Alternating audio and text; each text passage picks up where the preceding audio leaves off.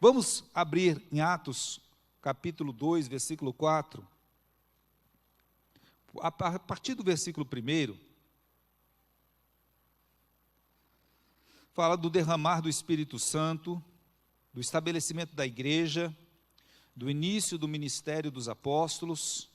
Tudo isso aconteceu com o derramar do Espírito Santo.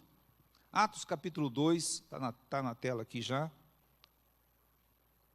Amém. E cumprindo-se o dia de Pentecostes, estavam todos concordemente no mesmo lugar. E de repente veio do céu um som, como de um vento veemente, impetuoso, e encheu toda a casa em que estavam assentados. E foram vistas por eles línguas repartidas como que de fogo, as quais pousaram sobre cada um deles.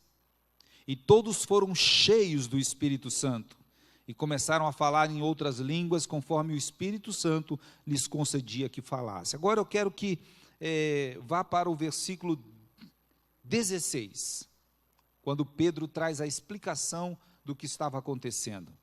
Isso é o que foi dito pelo profeta Joel. Nos últimos dias acontecerá, diz Deus, que do meu espírito derramarei sobre toda a carne, e vossos filhos e vossas filhas profetizarão, os vossos jovens terão visões, e os vossos velhos sonharão sonhos. É exatamente aí. Muito obrigado. Nós vemos como é importante nós termos essa comunhão e essa intimidade com o Espírito Santo. Em João capítulo 16, versículo 7, Jesus falando do Espírito Santo, ele diz que convém que ele fosse para o céu. Jesus disse que era necessário que ele fosse, voltasse para o Pai, e os discípulos se entristeceram.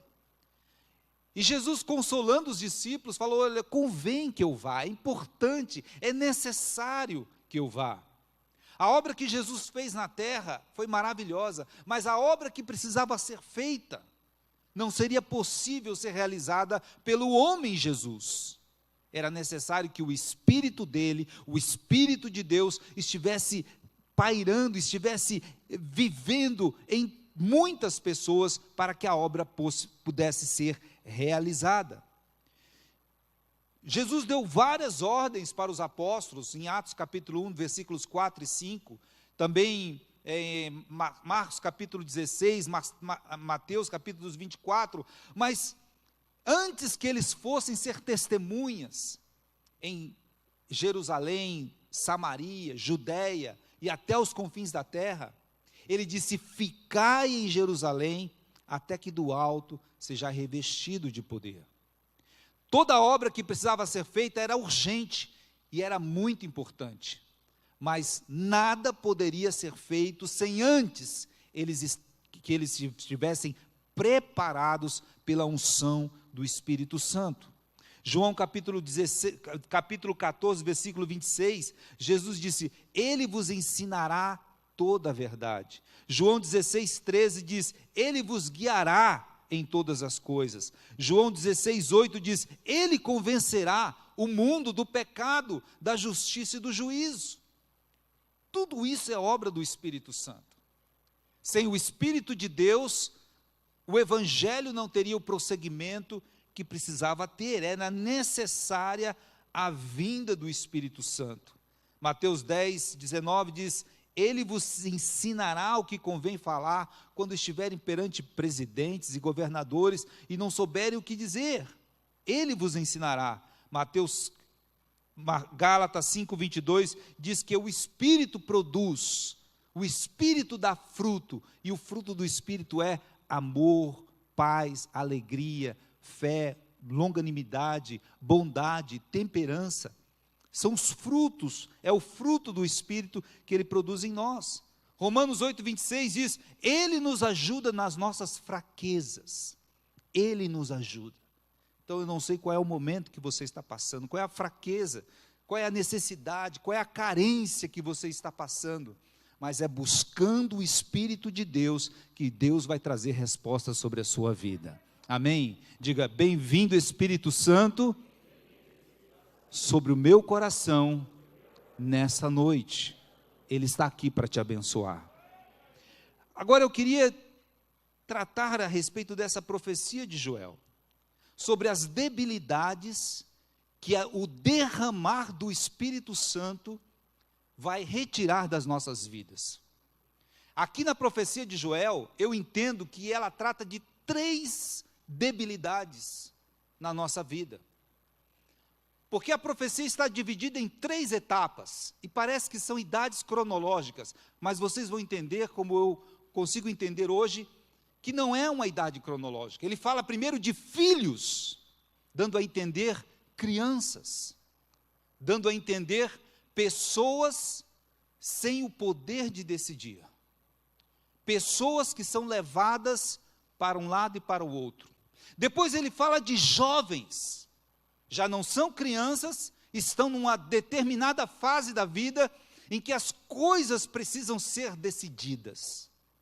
Depois ele fala de velhos, pessoas que já estão numa outra fase da vida, já não são mais crianças, já não estão mais submetidas a determinadas regras como as crianças estão, e nem são aqueles que ainda estão pensando no futuro, ou como fazer acontecer o futuro, porque ele já está no futuro. Mas uma coisa que acontece muitas vezes, uma debilidade que existe na vida dos velhos, é a frustração. Então há 3 etapas aqui, há 3 momentos, que eu não classifico como ordens cronológicas, como tempos biológicos. Eu entendo esses tempos que o Espírito de Deus vem atuar na nossa vida e vem nos livrar desses pesares, desses problemas, dessas estações. Eu entendo que são tempos emocionais ou tempos espirituais. Tanto faz.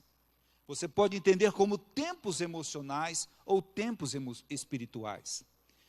Quando a Bíblia diz que o Espírito de Deus será derramado sobre crianças, sobre filhos e sobre filhas. E lá na profecia de Joel, não fala apenas filhos e filhas, mas junto com filhos e filhas, fala servos e servas. E é absolutamente natural e necessário que nós entendamos que o herdeiro, enquanto é menino, nada se difere do escravo, ainda que seja senhor de tudo, porque está ligado, está submetido a tutores e a curadores. O que identifica essa fase na vida da pessoa, e eu digo que não é uma fase cronológica, não é uma fase biológica. Talvez nós estejamos hoje na fase de criança, talvez alguns jovens estejam na fase da velhice, e alguns outros estejam na fase de jovem. Vamos entender essas fases, mas o certo é que o Espírito de Deus vem trazer solução para cada uma delas. Quando ele diz crianças, servos e servas, filhos e filhas, escravos e escravas, está falando de pessoas que não têm poder de decisão, pessoas que estão sem autoridade para decidir. Crianças não podem decidir o seu presente, elas não podem decidir para onde vão, ou quando ficam, ou quando vão sair. Quem decide é alguém por elas. Crianças estão atadas à decisão de alguém, crianças estão vinculadas à decisão de alguém. E talvez crianças também signifiquem pessoas sem autoridade, porque as crianças, por mais que elas decidam por si só, elas não têm autoridade para fazer valer a sua decisão. A mesma situação encontramos com os servos e com as servas, os escravos e as escravas. Eles não têm poder de decisão, eles não podem decidir o seu futuro, eles não podem decidir o seu presente, eles não podem alterar o seu presente, eles não podem planejar o seu futuro, porque eles estão limitados, sem autoridade. Mas quando o Espírito de Deus fosse derramado, a profecia de Joel diz que filhos e filhas e servos e servas vão receber a voz profética, porque eles profetizarão. Filhos e filhas profetizarão. Voz profética é a voz que muda a geografia da cidade, muda o ambiente da sua casa, Voz profética é a autoridade de Deus nos seus lábios. Voz profética é o Espírito de Deus que criou todas as coisas, pode mudar todas as coisas pela voz profética. Voz profética é a autoridade de Deus. Voz profética é a autorização de Deus. Voz profética é Deus falando com as pessoas, Deus falando com os montes, Deus falando com os mares, Deus falando com os ventos, Deus falando com todas as coisas. Voz profética, o Espírito de Deus está colocando nos seus lábios nesta noite. Você não é uma criança levada por qualquer vento de doutrina ou por qualquer pessoa. Você é um filho de Deus, você é um profeta de Deus, você é cheio do Espírito Santo para mudar o ambiente. Onde você chegar, chega a voz de Deus. Onde você chegar, chega o Espírito de Deus. Onde você chegar, chega a autoridade de Deus, e você vai mudar as coisas pela autoridade que o Espírito Santo está colocando e derramando sobre você agora. Amém, aleluia. Você pode chegar na sua casa com autoridade. Você pode chegar no seu lar com autoridade. Voz profética. Não autoridade sobre as pessoas, mas autoridade sobre os ambientes.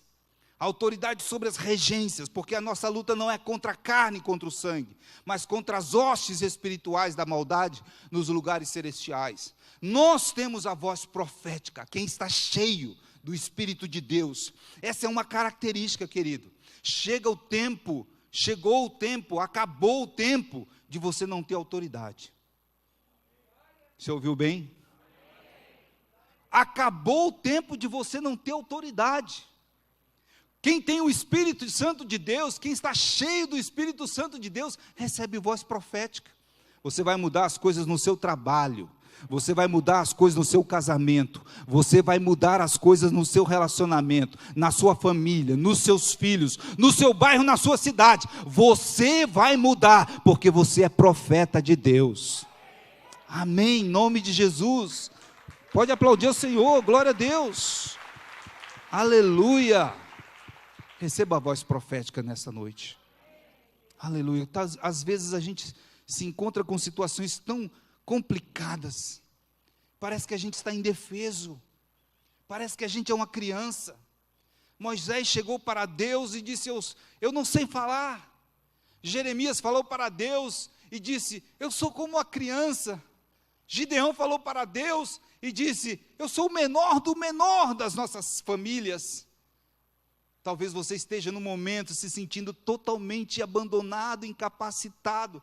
Talvez você esteja se sentindo nesse momento de criança, mas esse tempo vai passar em nome de Jesus, e é isso que o Espírito de Deus está derramando sobre você. Que você vai passar esse tempo, que esse tempo vai cessar, e você vai receber autoridade. Você está recebendo autoridade. Eu creio que você está recebendo autoridade para governar. Você não é uma criança, você é um príncipe de Deus. Ele te colocou na terra para governar, e o Espírito de Deus está trazendo convencimento sobre você, que você tem autoridade para governar. Projetos grandes, coisas grandes, virão à sua mão, em nome de Jesus. Amém. Você vai começar a falar e vai dar ordem ao mundo espiritual que trabalha na sua casa, que movimenta a sua família, o seu casamento. Você vai parar de reclamar e vai parar de se sentir coitadinho, indefeso, parar de se sentir uma vítima das circunstâncias. Você vai chegar no seu trabalho, o Espírito de Deus chegou com você. Você vai chegar na sua casa, o Espírito de Deus chegou com você. Você tem a voz profética para mudar todas as coisas. Amém? Diga: eu tenho a voz profética. Diga: eu sou profeta de Deus. Amém? Esse tempo tem que acabar. O tempo da criança, o tempo do filho, o tempo da filha, o tempo do servo, o tempo da serva, que não tem autoridade. Porque quando o Espírito de Deus é derramado, aí ninguém segura. Aleluia, ninguém vai te segurar, meu irmão, aleluia, aleluia, ninguém vai te segurar. Você vai ter autoridade ao chegar em um ambiente. Amém? Você crê nisso? você vai chegar no ambiente e você vai ter autoridade sobre aquele ambiente. Diga, eu tenho autoridade. Nos lugares que eu chegar, diga, onde eu puser a planta do meu pé, bate assim, onde eu puser a planta do meu pé, o Senhor vai me dar. Eu recebo autoridade, eu recebo voz profética, eu tenho autoridade pelo Espírito Santo de Deus. Aleluia, dê um aplauso a Ele. Aleluia, glória a Deus. Voz profética para mudar os ambientes. Segunda parte, ele fala, vossos jovens terão visões. Eu entendo esse tempo da juventude. Talvez eu esteja passando, talvez você esteja passando, não é uma idade, um momento biológico, eu não estou falando de jovens biologicamente. Eu estou falando de um tempo. E qual é esse tempo? É o tempo da indecisão. Os jovens estão passando pela fase de tomar grandes decisões da vida. Qual faculdade vai fazer? Se casa ou se compra uma bicicleta. Grandes decisões estão, se você tiver dúvida, compra uma bicicleta, viu? Porque tem que estar com muita certeza para casar, que é um compromisso para sempre. Bicicleta você troca depois. Muitas dúvidas, incertezas, inseguranças vêm sobre a vida do jovem. Que curso vou fazer? Que projeto tem para a minha vida? Os jovens têm muitas expectativas e eles sonham muito, mas eles não têm visão. Eles não sabem como as coisas devem se desempenhar. Eles não sabem como as coisas devem se desenvolver. Visão fala de projeto, visão fala de estrutura, visão fala de aconselhamento, visão fala de direção. Quem não tem visão não tem direção. E quem não tem direção tem dúvidas. Mas quando o Espírito de Deus for derramado sobre nós, quando o Espírito de Deus for derramado sobre as nossas vidas, Ele tira toda a indecisão e toda a dúvida e nos dá a certeza, porque Ele vai nos dar uma visão do nosso futuro e nós vamos morar nesse futuro que Ele vai nos dar. Ter visão é saber para onde eu vou e como eu vou. Ter visão é saber quais são as etapas, quais são os custos, quais são os momentos, quais são os esforços, os recursos necessários. Ter visão é ter um projeto. Mas talvez você esteja pensando, pastor, eu não sou mais jovem. Eu já passei dessa fase. Eu pergunto, você tem visão a respeito da sua família? Você tem visão a respeito do seu ministério? Você sabe exatamente como você vai estar daqui a 10, 15 ou 20 anos? Você tem projeto, você tem visão? Você tem visão para o seu ministério, para a sua célula? Você tem visão para os seus discípulos de como tratá-los e como adequá-los? Você tem visão a respeito do seu trabalho, da sua profissão, do seu desenvolvimento pessoal? Talvez você nem pense em trabalho, e nem profissão, e nem família, mas o seu desenvolvimento pessoal, como pessoa. Quem você vai ser daqui 10 anos? Quem você vai ser quando você crescer? É o jovem. A dúvida do jovem. Quem você vai ser daqui a 20 anos? Alguns não vão crescer mais de altura, mas cresce na largura, né? A gente cresce. Mas quem você vai ser? Quem você vai ser? Você tem visão a respeito do seu casamento? Você consegue ter visão a respeito do seu casamento? Ou a sua visão já está turva? Você não consegue mais ver o futuro? O Espírito de Deus vai derramar visão para os indecisos. O Espírito de Deus vai derramar visão para os duvidosos. O Espírito de Deus vai derramar visão para aqueles que estão sem projeto. O Espírito de Deus vai derramar visão do seu futuro. É o Espírito de Deus que vai fazer isso sobre a sua vida. E não vai haver mais dúvida e procrastinação, porque você vai saber onde chegar e como chegar. O Espírito de Deus vai te dar visões. Ter visões é ver o futuro. Você consegue ver o futuro? Se você não consegue ver o futuro, porque Deus trabalha com o futuro. Deus trabalha com o futuro. Deus chama a existência, Deus chama a existência as coisas que não existem, como se já fossem. Ele trabalha com o futuro, ele traz o futuro para o presente, e é isso que visões proféticas fazem. Visões proféticas trazem o futuro para o presente. Você vê o futuro e decide viver nele, decide viver o futuro. Isso é visão profética. Coloque a mão sobre a sua fronte, a sua testa, cobrindo seus olhos assim. Espírito Santo de Deus, derrame agora visões sobre as pessoas, derrame visões do futuro, visões proféticas, visões que tirem a indecisão, visões que tirem toda a dúvida, visões que tirem toda a procrastinação, toda a falta de projeto, visões que animem o coração, visões que ativem a alma, visões que liguem essa pessoa ao seu futuro. Agora, Espírito Santo, em nome de Jesus, diga: eu recebo a visão de Deus para a minha vida. Amém? Visões de Deus. O Espírito de Deus estará te dando visões. Não vai haver mais dúvida na sua vida. Você, olha, queridos, eu consigo ver daqui 10 anos, daqui 15 anos, daqui 20 anos. Eu consigo ver Deus trabalhando sobre nós, o projeto que Ele tem sobre Campo Grande, o projeto que Ele tem sobre ECG. Eu consigo ver o projeto de expansão, o projeto de amplitude, as igrejas sendo abertas, os discípulos sendo consolidados, vidas sendo salvas, casamentos sendo restaurados. Eu consigo ver, Deus está nos dando visões do futuro. Aleluia! Glória a Deus! Você não pode viver uma vida sem visão. Homens sem visão ficam apáticos. Mulheres sem visão ficam deprimidas.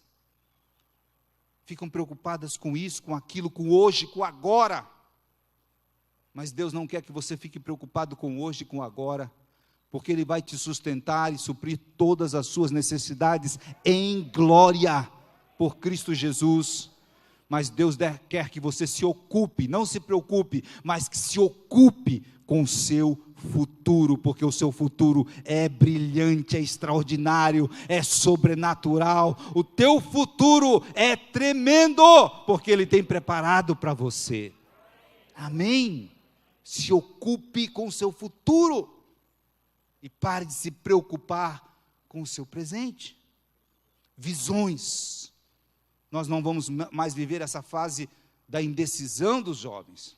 Nós não vamos mais viver essa fase da dúvida dos jovens. Nós vamos ter visões e nós vamos persegui-las, nós vamos viver debaixo dessas visões. Amém? Terceiro ponto, terceiro momento. Os velhos sonharão sonhos. Aqui a característica dos velhos, normalmente os velhos são marcados por muitas experiências. Muitas experiências. Algumas boas, algumas não tão boas assim, mas parece que o que fica mais marcado são as experiências não tão boas, as experiências ruins. A pessoa que se sente velha é a pessoa que carrega uma carga de frustrações, de projetos falhos, de projetos fracassados, de ideais que não foram alcançados. Talvez você não seja velho na idade, talvez você seja até muito novo, mas talvez você tenha tido uma série de experiências traumáticas. que falaram para você: olha, eu vou parar, não vai dar certo, não adianta, eu vou desistir, tirar a cabeça da lua, colocar o pé no chão.